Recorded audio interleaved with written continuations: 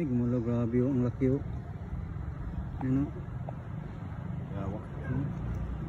Sa Tagalog to bayawak. Bayawak. Pero sa Bisaya, Ibid. ibid.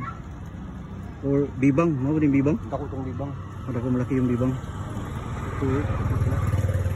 Gutom siguro to, bakit lumabas man. Yan oh. Laki oh. Hi. Hello.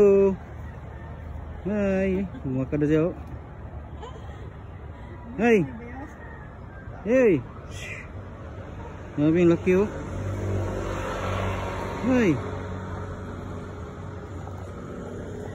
Hello. Umikot yan ba? Umikot siguro yun. Ano umikot? Ito na. Sa tubig. Yambak sa tubig. Oh. Narito.